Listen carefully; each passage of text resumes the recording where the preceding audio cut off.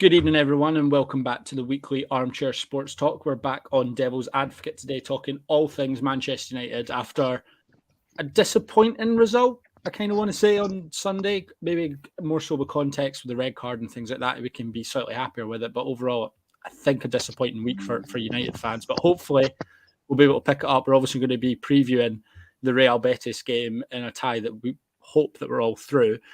Joining me today, I'm joined by Julio, Jamie, and Johnathan. How are you guys doing? All good. All good, mate. Yeah, Perfect. Good. Great. So I'll come to you first a little bit. I want to get some thoughts on Sunday, just to give a bit of context of Man United's most recent season. And Jamie, I'll come to you. What were your immediate reactions after Sunday's game? I felt a bit frustrated. I'm sure the whole fan base was like that. It's just a missed opportunity, but you've got to take into account the circumstances that we were dealing with. Like, I'll be honest, it'll be interesting to see Johnathan and Julio's take as well. I thought it was a red card. I'll be honest. When I seen it back, I was a bit like, what have you done? But just to such a key player as well, I think that was like, it kind of made it even worse that we dropped points, but also what's coming with the big games coming up that he'll miss. So, it was more disappointment, but in context, I feel like it was a good result because it was 11 against 10. But at Old Trafford, at half-time, I still felt confident that we were going to get a win, you know. But as the game dragged on and they kept getting chances and Dave was making some big saves, I think at the end of the game, I was a bit like, do you know what, just let that one go. It's unfortunate, but it could be a big 3 points missed at the end of the season, to be honest with you. But I think in context, sometimes you can overanalyze things, and 10 versus 11 is difficult if you've played any level of football. So I feel like sometimes you've just got to accept that it's happened and you've got to move on. The good thing about United in Europe is we can sort of fix these problems with performances when things are not going to plan at the weekend. Like the Liverpool game, for example, you get a game a few days after to put it right. So I feel like they'll do that. They'll do that tomorrow as well. But disappointed. I think it's going to be a bit of a blow going forward. Maybe at the end of the season, we'll look at that fixture and be like, but we'll have to wait and see. Hopefully not. Yeah, no, and I agree with you as well. I think it was a red card. I think it was a stupid challenge, and it just sort of something where if he'd engaged his brain and maybe used his other foot, we wouldn't be in this position. Johnathan, do you echo that sort of statement? Anything else that was more prominent? Yeah, no, I agree with Jamie. I think I was on the show last week with Keane and Julio, and I was saying after the Anfield drubbing that the Betis and Southampton game were must-win games, but taking Sunday in context, when you lose a man in the Premier League after 30 minutes, you know, even to get a point, there's no easy games in the Premier League anymore. You saw that same Southampton team turn Chelsea over at Stamford Bridge 2 weeks prior to that. Leeds barely bet them in a relegation 6-pointer as well. So they have tightened things up a little bit since the manager was sacked last month. So it could prove to be a massive 2 points drop, but we won't really know that till the end of the season. It was disappointing on the day, but I guess just to contextualize the whole situation. But no, 100% agree with Jamie. It was definitely a red card as well. You know, I think it was frustrating overall with the whole VAR situation on Sunday, but when you look back at it, you can't argue it. He definitely gets the ball, but he gets the man as well. If his leg is planted, he's going to break it in two. So you can't argue with the red card overall. And you can see afterwards he's distraught. He knows as well he's going to miss the next 4 matches, and it could prove to be crucial. Yeah, absolutely. It could be. Thankfully, we're not sort of staring down the barrel of a domestic cup final or anything straight away. As if he'd got this red card, if this was his second one when he got his first one, could have been a bother, and we would have been missing him for the final. Julio, I'm assuming you're the same. Did you believe it was a red card or?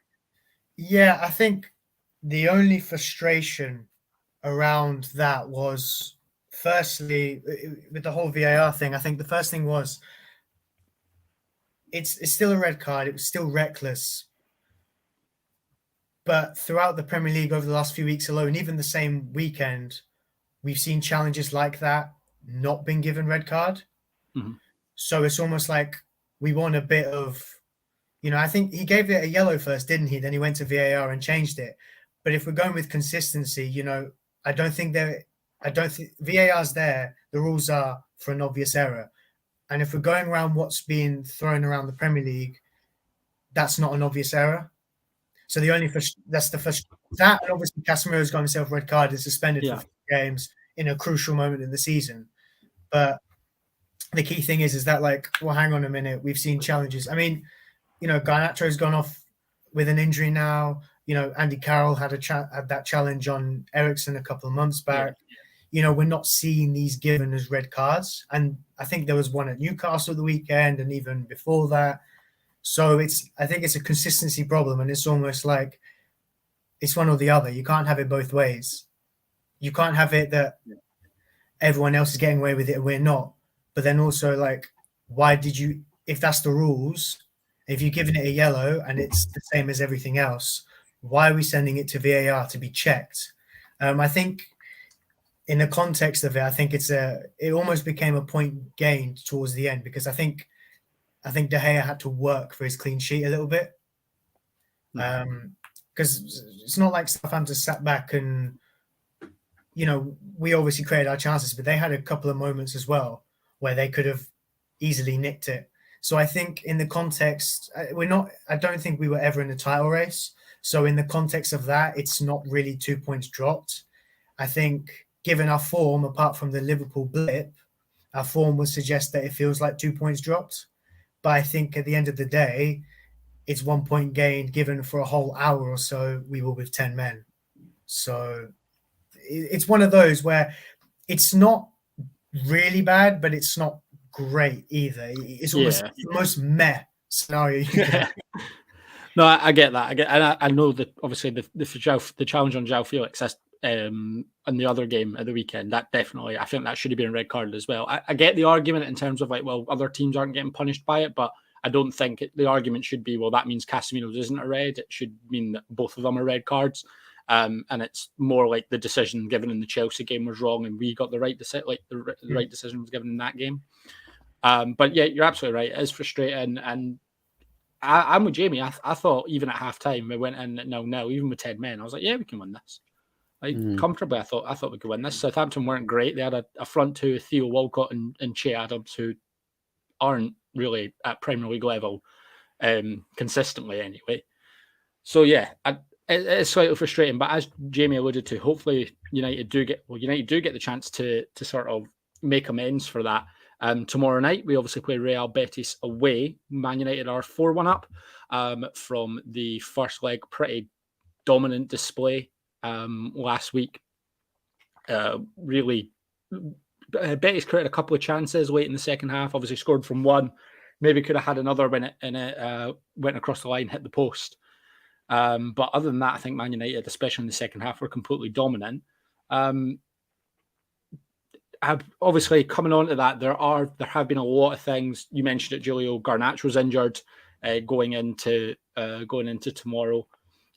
Jamie, are injuries now starting to become a real concern for this Manchester United team? Not just obviously Casemiro getting suspended, but injuries. We're missing now Eriksen, Donny van de Beek's missing, Garnacho's missing, Antony's not trained today. Is this becoming a real issue that we're slowly running out of bodies to fill to fill the amount of fixtures that we're in? I think it was always going to be a problem, Greg.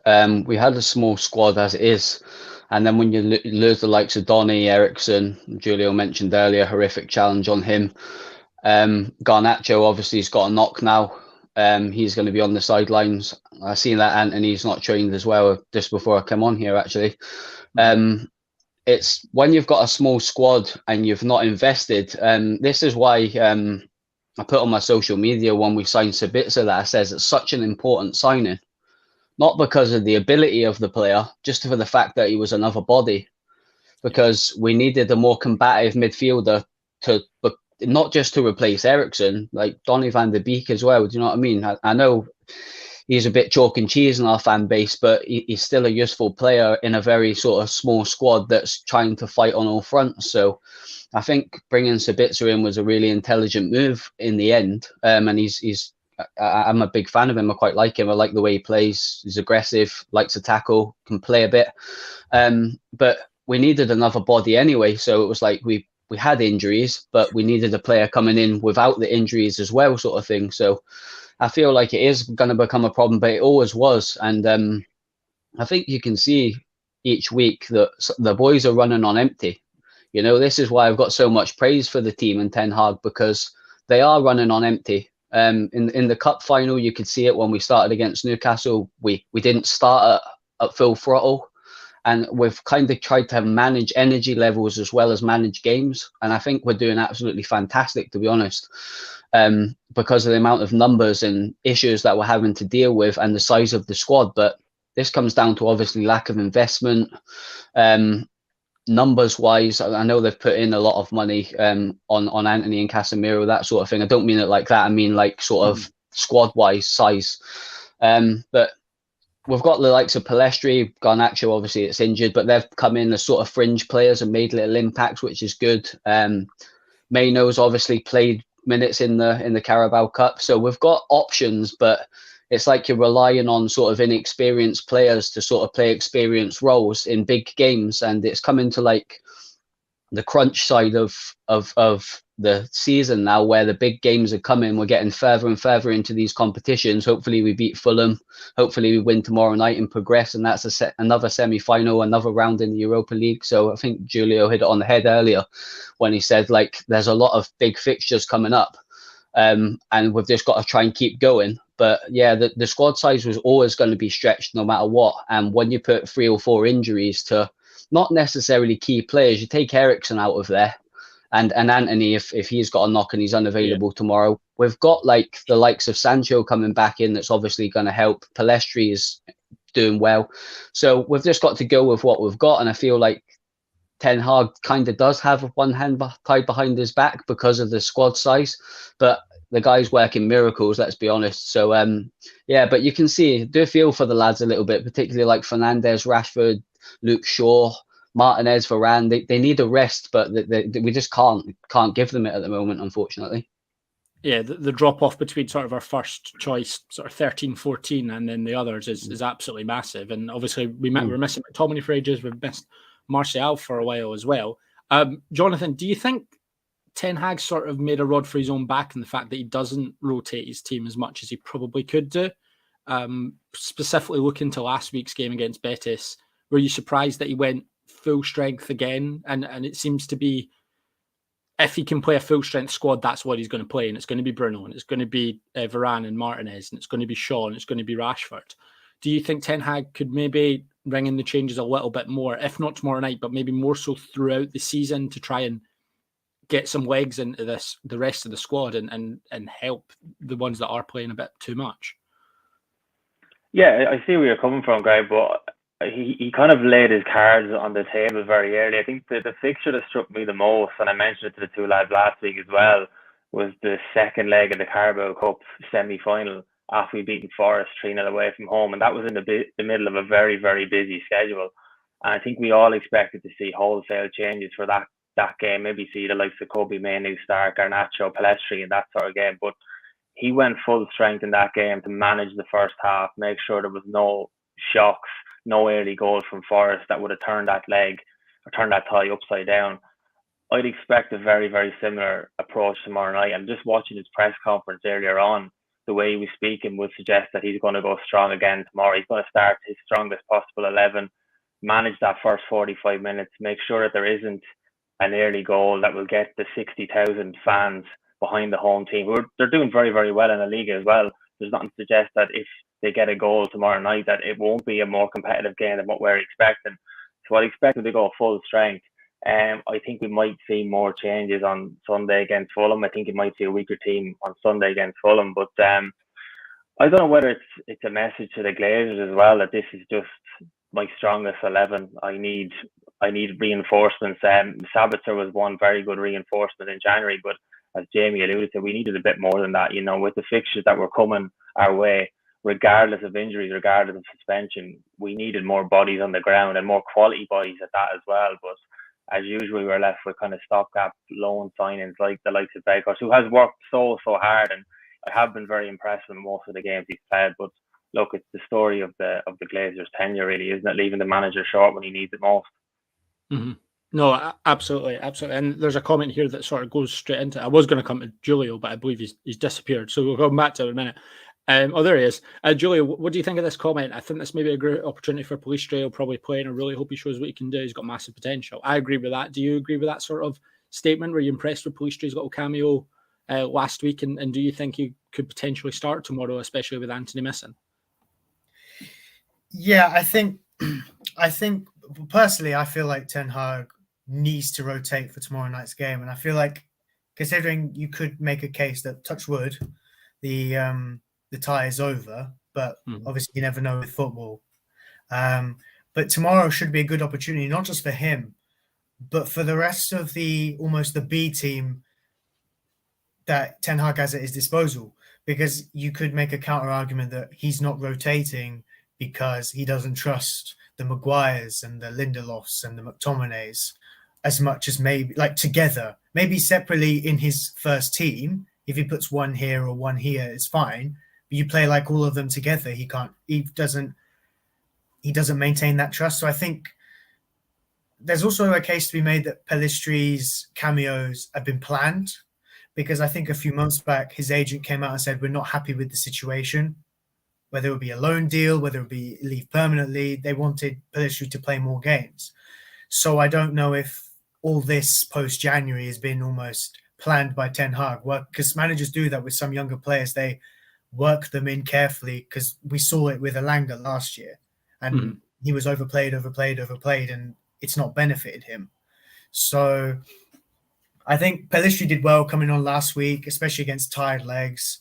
And I think he's made a case for himself to start. And I think that, personally, I feel like Ten Hag should rotate, because even though he's still got Casemiro at his disposal for tomorrow, I think he needs to have one eye on the Fulham game. So I'm expecting wholesale changes, including at the back. But yeah, the others have hit the nail on the head, really. So there's not really much to add. I just think that there's some players who have made cameos. I would have thought Garnacho would start this game, but obviously, given what happened at the weekend, unfortunately, he's not. It's just annoying that obviously injuries are becoming an issue to the point where rotating doesn't look so likely, especially in the midfield, because of who's available. Like Sabitzer came back into training today, I think. I don't think he'll start. I think he might get 10, 15 minutes tomorrow. And they'll save him to partner Fred maybe at the weekend against Fulham. So I mean, there's a myth from Sir Alex Ferguson's days where apparently coming up to international breaks, he would turn to players and he'd go, "You're not fit. You've got a knock. You don't feel like playing," and just not let some. And I say it's a myth. I don't know how true it is, but could be a case that I'd love to see Ten Hag do that to some players. Be like, no international break, no international play for you. You stay here, you rest, because after this weekend, I think it's the international break. It'd be good to see some players. Good to see some players come back post international break. I think against Everton might be our first game. I could be wrong. It'd be good to see some of them come back fresh, almost because we've been playing 2-3 games a week since December. So I think we've played every 3 days for the last 30 days. Yeah, it'd be nice to see some players get a rest. Yeah, no, I agree, and I do hope Pellestri does start. Obviously, talking about with how the squad is, the fact that he's not been able to bring in, or maybe he has been able to but has shown an over reliance on some players. As I said earlier on, Anthony Martial's come back into training today. I would be surprised if we saw him at all tomorrow. Jamie, do Man United have this over reliance on players like Marcus Rashford and Bruno Fernandes because people like Anthony Martial are incapable of staying fit for long periods of time? Is it a case of Martial's injury record doesn't permit him or can't allow him serious minutes in the squad at any point in the season? Yeah, I think Martial's a funny one because he's got so much ability and he's such an intelligent player. He can link up play really well. He can obviously take on players, score good goals, but he just cannot stay fit. So I feel like he's probably one of the players in the summer that Ten Hag might look to move on. Just purely for the fact of he just can't stay fit. He's made of glass. which is such a shame because he's got so much ability. And when we've seen the best of Martial, you realise how much of an intelligent player he is. He's another one that divides fan base. But the ability, nobody can question the ability. It's just we don't see it enough because he's never on the pitch. So I feel like Ten Hag's the type of manager that will assess all that situation and look at players that are available. Regarding the original question, I think when you've got players the quality of Bruno Fernandes and Marcus Rashford, I think you're always going to rely on them because they're the best players. Arguably, Marcus Rashford's probably in the top 3 best players in Europe at the moment, form-wise. I think he's probably in the form of his life. He obviously had a fantastic bit of form a few years back, but I think he just looks like a complete player now. Teams are fearing him. People don't want to play up against him. He looks big, he looks strong, he looks powerful. He's barging people off the ball. He's running through players now, whereas that's not always been the case. He looks like a fully fledged grown athlete now, and he's also deadly in front of goal now when he's getting chances, he's finishing them. So you're always going to be reliant on that type of player because of their talent. So I don't necessarily look at it that way to think, oh, we just relying on him. To a certain extent, if we're being honest, yeah, we probably are a little bit. But I don't think we've got a player in the squad that's capable of doing what he's doing right now. Same with Bruno, but in a different way. That what he brings to the team, his energy, his enthusiasm, his aggression, his eye for a pass, his teamwork. Same with Casemiro to a certain extent, Varane and Martinez. I mean, you could go through the team, but I think you're always going to rely on your better players, and we're only in a position where we've got like 2 or 3 specialists in the squad at the moment. In my opinion, our 3 are Casemiro for what he brings to the team, that calmness, that composure, that quality, world class. Bruno for all of the above that I've just listed, and Rashford for, like, as I say, is in like the best form of his life. So yeah, I know exactly what you mean by the question, but I feel like when you've got a player of that ability, you're always going to rely on them. If you look at the top teams around Europe, we'll probably see it tonight with Real Madrid. They'll rely on the Benzemas, the Modric's, the Vinicius's, the world-class players that can just win games. And I think we've got 2 very, very good players in Bruno and Rashford. So you're always going to lean to them players because of their quality. No, that's completely fair. And there's a question in the comments, Jonathan. I'll come to you first of all with this. If we do, as Jamie says, if Martial is moved on in the summer, I imagine he will be. He's not reliable enough to play in this Ten Hag system, and especially if we're going to be fighting, hopefully, on 4 fronts every season. Which one would you prefer at Man United? Would you have Kane or Osimhen? I wouldn't say no to either at the minute, but no, I'm 100% on the Osimhen transfer. For a couple of reasons. I just think when you look at the way you play under Ten Hag and the players that we have in the squad, I've seen a lot of people point out the fact that Kane would be a wonderful player to have, to bring the best out of the likes of Rashford and Antony, like dropping deep, playing them balls in behind, similar to what we've seen at Spurs with Son and Kulusevski. But I just look at Victor Osimhen, and he is that ultimate number 9 that United are crying out for at the minute. He's a big physical striker. He's in his prime. I think is he 25 or something like that. So he's right in his pomp. It's something that United haven't had for, I think, probably since Ruud van Nistelrooy, really, because even when we bought Van Persie, he was 29, touching 30. So we just haven't had.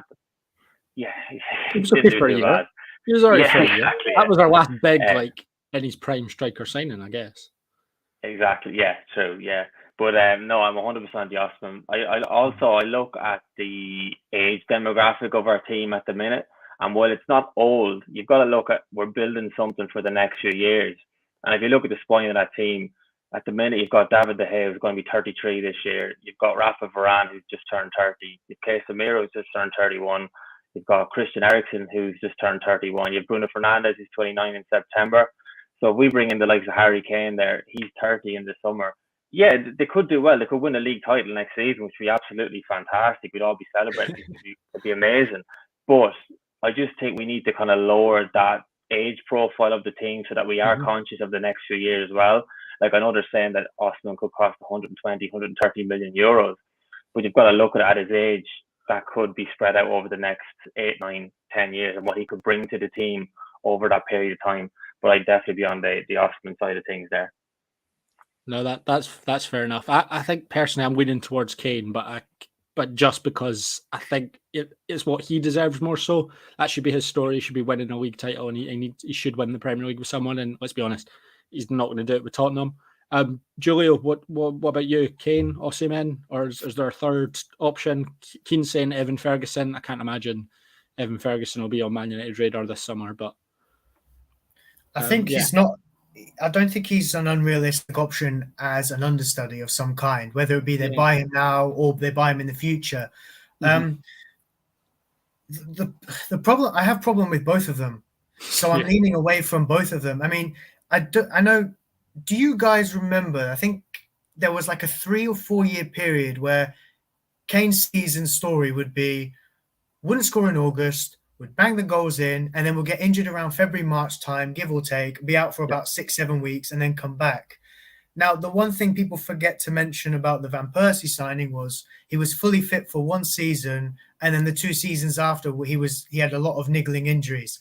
And I worry the same thing would happen with Kane. So I don't really want to sign a 29, 30-year-old striker just for 1 year, especially considering it's Daniel Levy, and the money he'll ask for is completely unrealistic for a top striker in the final year of his contract.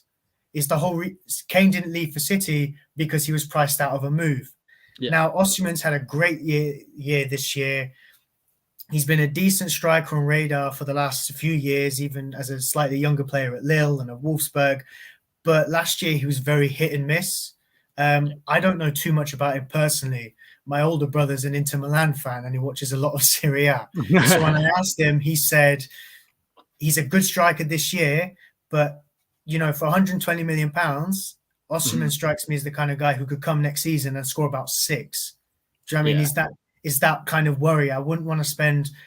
I get it. I'd rather spend 100 million pounds on a younger player. So someone of Osimhen's age profile, but maybe someone with a bit more, not prestige, but a bit more body of work. Yeah. Pardon?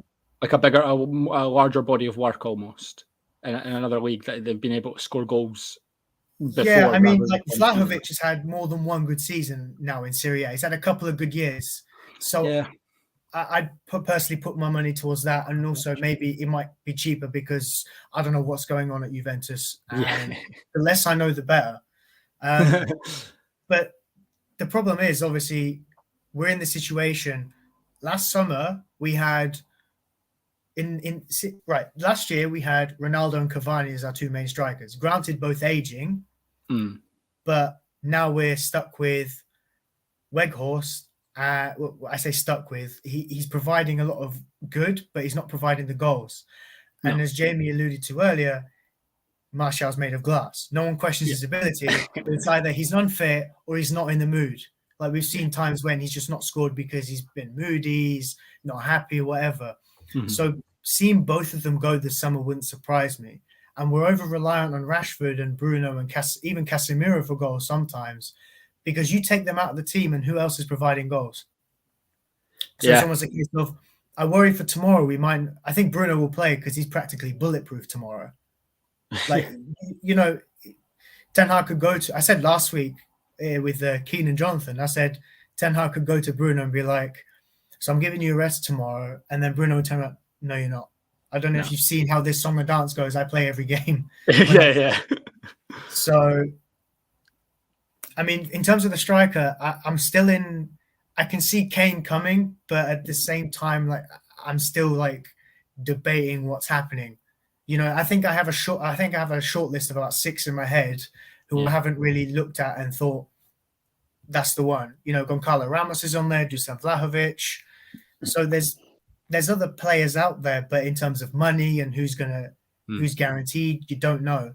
So there's a striker problem, and then the over-reliance is because our goals are coming from certain players and we take them out and we won't get goals. Yeah. I mean, Rashford played in 1920. Rashford was almost in the form of his life then as well.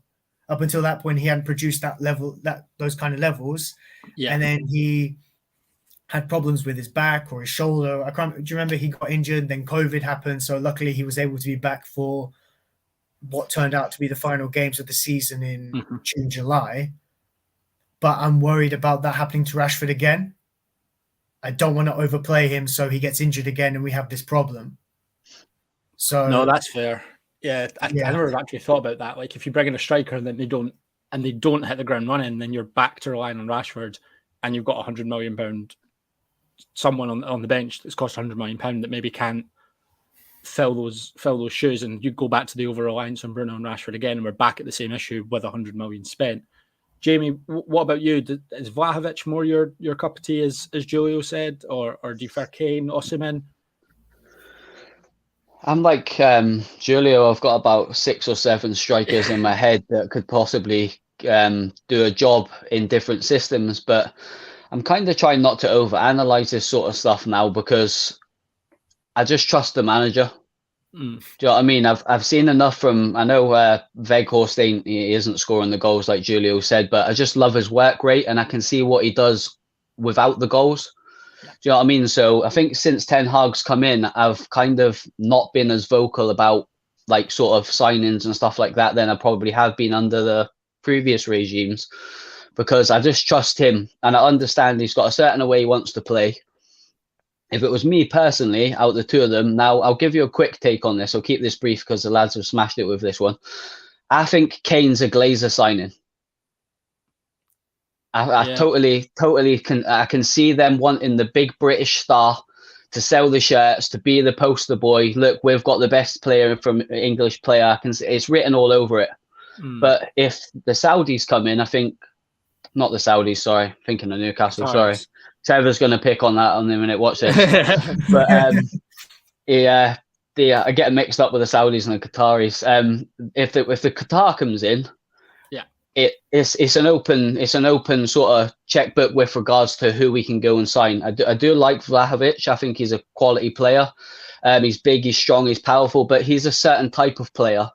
So if what does Ten Hag want in that striker? Does he want an Osimhen who's big, powerful, strong, pacey, can run in behind? He's got it all really, but it matters what there's other sort of traits is probably the best word that I'm looking for. There's traits in strikers around Europe. I watch a lot of Ramos at Benfica. I really like him. I don't quite think he's at the level of Manu yet. I think he might be in maybe a season or season and 2 if he stays with Benfica, which I probably don't think he will do because Benfica like money and they're going to get offered money for him. But I feel like he might end up at a sort of fringe European club, not a world level club, and he'll do well and he'll develop and eventually he'll be that striker. I don't quite think he's ready for Man United yet. So I'd probably say Kane, Vlahovic, Osimhen, they're probably the 3 that you're looking at. But there's not a lot of quality strikers out there in Europe at the moment that can sort of deliver at that level. There's some very good strikers. Johnathan David's another one. Fantastic player, very intelligent player. But does he have the traits? I'm using that word again because I like that word. Does he have the traits that Ten Hag's looking for? I think Ten Hag might look for somebody that's a little bit sort of not specific to one role. Can maybe play off the left, can maybe play centre forward, like what he does with Rashford. So it'll be interesting. But if he wants a target man, out of the 3 that Julio said, the top 3, the 2 on the screen, and Vlahovic would be my man if you want a big, powerful, strong centre forward that's good in the air, that can finish, got a little bit of pace about him, probably not as quick as Osimhen, but you take any of them, wouldn't you? Let's be honest, if they were offered to you. But if it was my pick, I like Osimhen because of what he brings to the game. But I watch a lot of Serie A and I like his attributes. I like he's big, strong, powerful, pacey, as I said earlier. So I like that style. And I think Ten Hag's trying to get us a little bit more penetration in the final third, pace-wise. And I feel like he can play on the shoulder, but he can also take the ball into his chest and play off of people. So all 3 of them. We'll sign all of them, eh? I know, why not? If we've got the Qataris, you can sign all of them and then pick and choose who plays what game. I agree with Gonçalo Ramos. I think he was really impressive. Watched him last week. Benfica absolutely destroyed Bruges in the Champions League, and Gonçalo Ramos was unbelievable. But I am cautious that he could be another sort of Andre Silva level out of Benfica, goes to a big club too early, and then he's stuck. I'd almost like to see him at Wolves. You know, he'd be good at Wolves. See what he's got about him. Like, I'm so unsure. Wolves are so questionable. And they love a Portuguese. Yeah, they do. And yeah, if you look at what Ten Hag's used in the past, like that's why I think he went for Veg. Like I wasn't surprised when he went for Weghorst at all. I've said it on here before. I think Weghorst was exactly what he wanted. I think Weghorst, regardless of Martial was fitting, Weghorst was starting every single game. And I think Weghorst has been really good apart from finishing. I think if he just had that little bit more finishing, he could be sat here with 6-7 goals, and we're thinking, wow, like what a player, what a signing he's been for us at this point. And I wouldn't be surprised to see Weghorst stay at all. I just think his work rate, what he does for the team, the fact he basically does the running for one of Sancho or Rashford, because let's be honest, as good as Rashford is, he's not the best presser. As good as Sancho can be on his day, he's not the best presser or the most systematic presser. Sancho and Rashford are very susceptible to pressing sort of on their own and getting passed round, whereas Weghorst is really good and systematic, and I wouldn't be surprised if we kept him. And Julio, like you said there, he got goals out of Haller, didn't he? Ten Hag. He got goals out. That's why he wanted Sebastian Haller, and he got a lot of goals out of Sebastian Haller. And that was Eredivisie, Champions League too. That was just my counter argument about I'm similar to Jamie in the regard that I trust Ten Hag on his own, just to say he's the player I want for my system. That's why I think we shouldn't rule out a Vlahovic or someone of that kind of mold, because he's played with different kinds of players in the forward positions when he was with Ajax. You know, he had Haller at Utrecht as well, so it was someone he knew beforehand. They brought with him. But just a quick one before we move on with this. Is there anyone else out there they could get? I mean, I wish Newcastle hadn't signed Alexander Isak because maybe he might have been an option. But is there someone in the Premier League or like in a lower club worth taking a punt on that isn't? I'd still have loved, if we could go back in time, I'd have loved Cody Gakpo at United. I think him would have been, especially after that World Cup, Gakpo was unbelievable at the start of the season for PSV. If he hadn't signed for Liverpool, he'd be the one. But like you look at the good strikers around, like we've mentioned them all. Like you've got Osimhen, you've got Kane, you've got Vlahovic, and then you're sort of on that next tier down. You're going Gonçalo Ramos, and then you're actually looking at players like, if you're looking at goals in all competitions, you're looking at players like Kyogo Furuhashi, who has ridiculous amount of goals, but maybe is at that level. Ivan Ferguson, as Keane said, maybe has potential, but the great thing about being apart from him, maybe in the future, just put him to one side for the moment. Exactly. That's a great thing about being Man United, is you don't have to. You can miss out on these players when they're 22 because they'll still want to play for you when they're in their prime.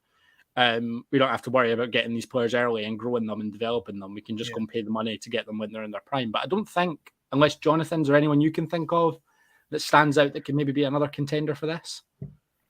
The only other name I can think of that was mentioned, and you're still going down the prospect route, was Sesko, that was signed from RB Salzburg, and he's moving to Leipzig in the summer. There was still some word that United might be keen to buy him out of that pre-agreement that they've agreed last summer.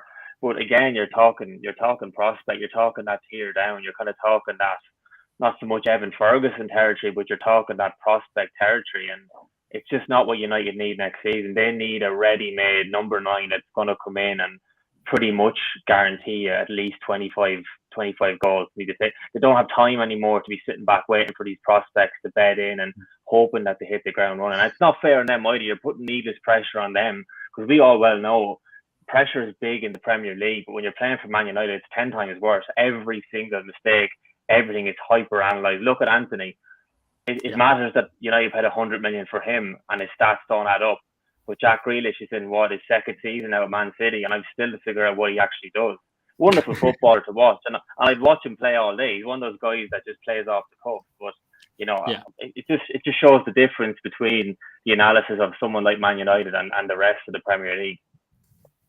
Yeah, no, absolutely, and like that's why I do think we will go for Kane, because he's there and he's ready, and he'll want to stay in the Premier League and he'll want out of Tottenham, and I do think it'll be an easy transition for him. And I think, he gives you the goals for 2-3 years, but then maybe someone like a Gonçalo Ramos is at the level where you can go and spend X amount maybe Evan Ferguson's breached that gap. Maybe there's someone else coming through that can fill that gap. And I think, like Julio said and like Jamie said, there is a bit of a dearth in the market in terms of that striker who's going to get his 25 plus goals guaranteed every season and who's sort of in that prime where he's going to play for us for 7-8 years. I don't think that sort of exists right now. And it might not be the ideal summer that United want to be able to go and fill that gap for the next 8 to 10 years, like Liverpool seem to think they've done with Núñez, like City obviously hoped they'd done with Haaland, but we all sort of expect, I imagine we all expect him to move on at some point to Real Madrid, Barcelona, someone like that. Chelsea obviously thought they'd done it as well with when they had Werner before. And United even done it. I thought they'd done it a few years ago with Lukaku. So many teams have tried it. I just think Kane will be the surefire shout. I wouldn't mind Osimhen. I would be a little bit more off with Vlahovic. I think Vlahovic I think he's the player he always is going to be now. I don't think he's going to get any better regardless of his age. I think this is just who he is. I think he's that back-to-goal striker. He's really creative. He can get, but his shots per 90 have dropped off even this season compared to last season. And he's got to be serviced a lot. He won't really create his own chance, which I think Kane can also do as well. But anyway, great, really good debate, and it'll be interesting to see. Hopefully, we're sat here in 6 months or 5 months' time, 4 months' time, and we've got one of these through the door, and we're looking at a second sort of option. So let's focus a little bit more on tomorrow night's game. I would fully expect Manchester United to go through tomorrow. Apparently, Ten Hag has said Casemiro and Bruno are both going to be starting. That doesn't surprise me. I'm surprised. I thought Casemiro would genuinely, honestly try his best to get booked last week because I believe he's one booking off of a European suspension. So I don't know why he didn't just get booked last week to not play this. Like, genuinely, I was fully expecting it. But let's go for it. Who do we expect sort of to line up? We'll go with the back five, so the goalkeeper and the back four. Who do we expect it to start tomorrow? Johnathan, I'll come to you first. What would you expect our back four and goalkeeper to be tomorrow? Like I said earlier on, I definitely think he'll go strong. Even just listening to the way we speak in his press conference, I think you're going to see De Gea in goal. I think he'll go with... It's hard. The right back one is still a bit 50-50. I think he'll go with Wan-Bissaka, Varane, Martinez. And for some strange reason, I think he might throw Malacia in there tomorrow. I don't know, but looking at Luke Shaw since the Liverpool game, I don't know if he's 100% right. He certainly hasn't been playing to his full potential since that game. I know there was a fitness doubt about him coming into that game, so I don't know. For some funny reason, I think he might go with Malacia at left back. But other than that, I think he'll go full strength in that back five just to shore things up and make sure that there's no early shocks or early surprises that will just kind of rattle United and get the home supporters behind Betis. That's fair. I think I probably agree with that back four. Does anyone else think there's going to be something different, or do we all think that's going to be the back four? I think he'll go with Dalot at right back. You go Dalot over Wan-Bissaka. I think he prefers Wan-Bissaka, especially like genuinely. I think Wan-Bissaka's coming in. He's gone. I think he does, but I wasn't 100%. I mean, if any of you have got to disagree with me, more than welcome to jump in on it. I didn't think Bissaka was great at the weekend. I think he struggled a bit. His positional play wasn't great at the weekend for the first time in a long time, but take nothing away from the boy. He's done fantastic and he would be my first choice. But I feel like Ten Hag likes Dalot for the attributes that he can bring to the team. He's not quite ready at the moment. There's just a bit of an issue with Dalot. And I think this game is the perfect game to play him and get him a little bit more minutes in his legs. Try and get his confidence up a little bit and without sort of too much pressure of the tie sort of thing. So that's my take on it. I just think he'll play Dalot purely for the fact that he needs probably a little bit more of a confidence boost and minutes, really. I'd agree with the rest of it, though. Yeah. Julio, any other changes you think he'll make? I think he may start with Dalot again, but I think it will be a game where because I agree with Jamie, the positional play of Wan-Bissaka wasn't that great, and we've seen problems like that from him before. Like great defensively one-on-one, but sometimes he can have very bad defensive positional awareness. I don't know if you remember the Brighton game during lockdown. Same move 3 times back post, and then they finally equalised. Then Bruno obviously scored the penalty post full-time whistle. I think we'll see Malacia at left back. I think I think we'll see Lissandro Martinez start, and I think he'll have Lindelof next to him. I think Varane will get a well-earned rest. De Gea won't change in net. But between Dalot and Wan-Bissaka, I think I can see it going either way. I think Wan-Bissaka might have been better off because I think Betis are going to come at United. I think having Wan-Bissaka there for the one-on-one defending would help. But I think he'll start with Dalot personally because of the traits, as Jamie likes to put it, he offers going forward. You like that word as well, Julio? I don't know where Greg's gone, but should we try and move on? I'll try and take his seat for a little minute. Johnathan, who do you reckon is going to be in the midfield and the wide two? Johnathan, you're on mute.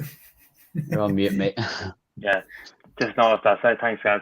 I think he'll go with Casemiro definitely starting now, considering he's suspended for Sunday. Even though he's only one booking away from a suspension, I think he'll start regardless. Like I said, sticking with that going strong mentality.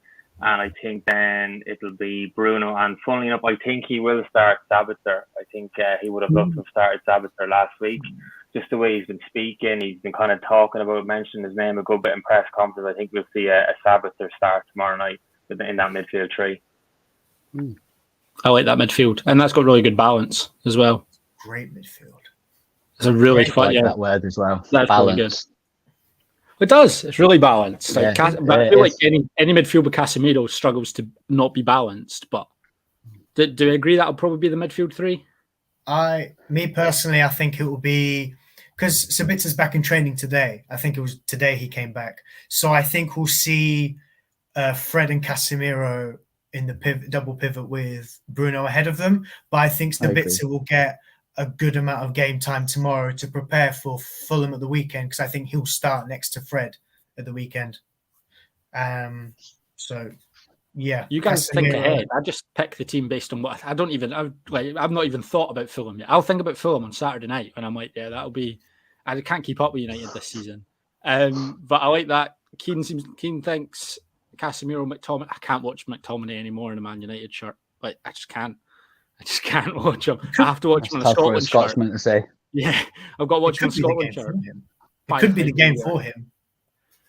Given that it'll be a bit of a cauldron, I think it's the sort of game McTominay might thrive on. I'm not saying I'd start him, but I think it might be the kind of game you'd want him for. I don't think you'd want him against Fulham. I think you'd want him in that kind of environment. Do you know what I mean? McTominay loves the cauldron atmosphere to give away a free kick on the edge of the box in the first 5 minutes. That's what he loves. It. Yeah. He can't he's a big lad and he can't work out how to kick people properly. Like that's got to be, if you're that height, you've just got to know how to kick people, and then you can deal with the rest. I like that. I like that front three. I do think Sabitzer will start, just because we haven't seen him in a little while. He's not been fit, obviously. And what about the front three, Julio? I'll come to you first. I think Pellestri will start.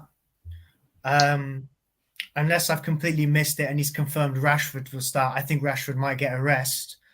I think Sancho will start on the left, but I think Rashford will end up coming on. Yeah.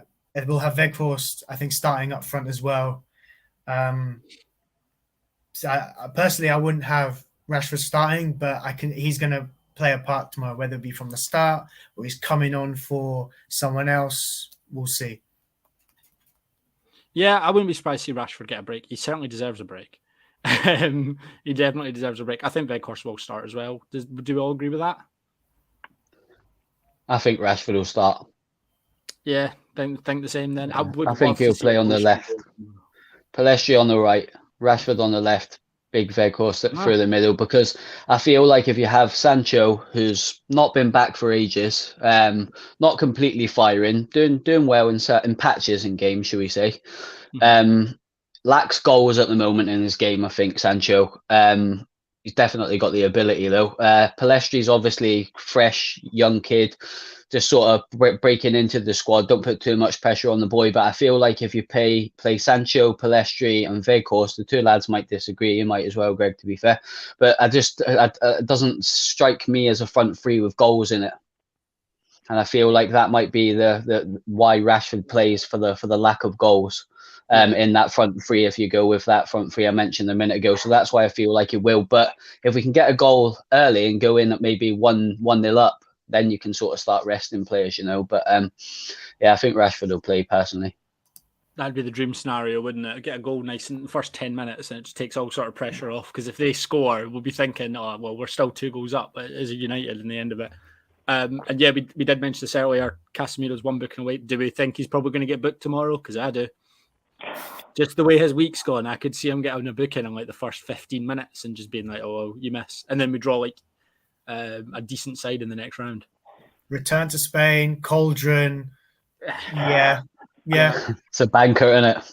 Yeah, absolutely is. Whack a tenner on it, you're probably getting money back.